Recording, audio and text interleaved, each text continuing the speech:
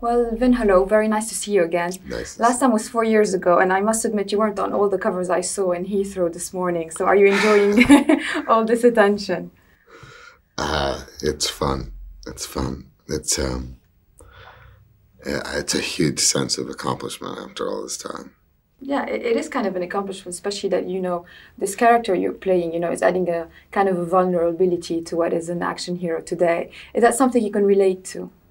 Yes. Well, it was, first of all, that was something that was deliberate. So to hear you say that is a good thing.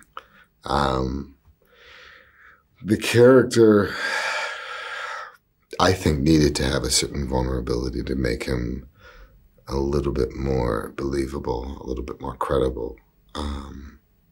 He has to come off like a normal human being, despite the fact that he does all these outrageous stunts. He's got to have something that's identifiable by the audience. Well, this is what I've heard a lot. A lot of people say we identify to the character of Xander because it's someone, that we could be maybe, in their other life. But anyway, is that what you felt, when you were watching all the James Bond kind of stories, what you felt that is that you needed somebody, a little bit more toned down? Well, when I watched the James Bond stories, I thought that they were interesting. The first thing was, when I watched the James Bond films, even when I was in the audience, I remember thinking, this guy probably had to go to college for 10 years to become a secret agent. And that sent me, I didn't see myself going to college for 10 years. I was scared. Yeah, so I think that the Xander Cage character felt a little bit more realistic, even in my reality. It's here's a guy that's taken from the outskirts of society. Here's a guy who's a rebel that doesn't want anything to do with the government's agenda. Doesn't care about the world as it is, doesn't even like the world as it is, and is forced into a position where he's going to have to learn something about heroism. I think that that's a more practical approach to a story like this, and an approach that allows the audience to be invested in his progress, in his journey, in his character arc. So he's not the kind of guy who wakes up in the morning and says, I love what I do. No. He doesn't want to be a spy. Yeah. He doesn't want to be a spy and is forced into this position because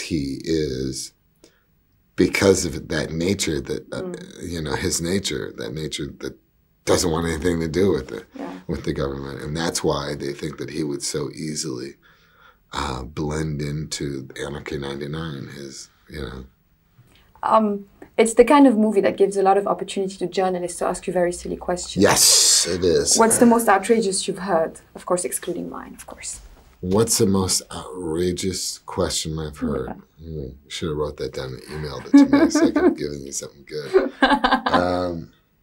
I've heard some outrageous questions. I've heard questions like, do you think that the government should really employ guys like Xander Cage?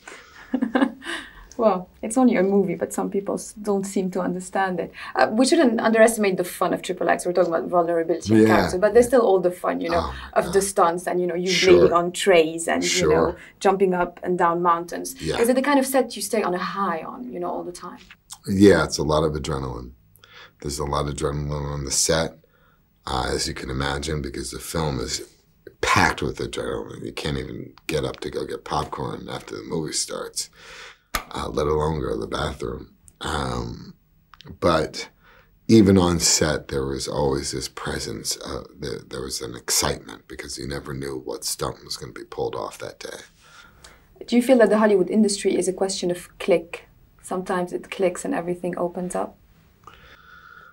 I think the Hollywood industry is a very hard to understand industry, a very intangible industry. You can't really grasp it. It's constantly changing. It's constantly, the rules are constantly changing. the fact that I've reached this success proves that that Hollywood has changed. Which is good. Very good. Another good thing about the Hollywood industry is that you're doing the Hannibal project. I come from Lebanon. This is where, you know, I grew up knowing who Hannibal was, and he wasn't invented by Thomas Harris. So can you tell us about that? I'm delighted. You should be delighted. Yes. This will be a very, very interesting film. Is that what you plan on doing? Oh my God. This is, David Franzone's writing it, who wrote Gladiator and Amistad, who's an exceptional writer. I mean, the guy you want to write this picture. I'm meeting with A-list directors when I get home back to LA next week. And we're going to go in March.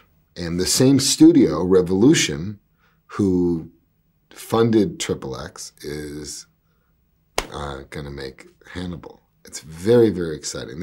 You have to understand that playing Hannibal Barca, the real Hannibal, playing Hannibal Barca, the 3rd century Carthaginian, 3rd century BC Carthaginian general, is a role that I've wanted to play for many years.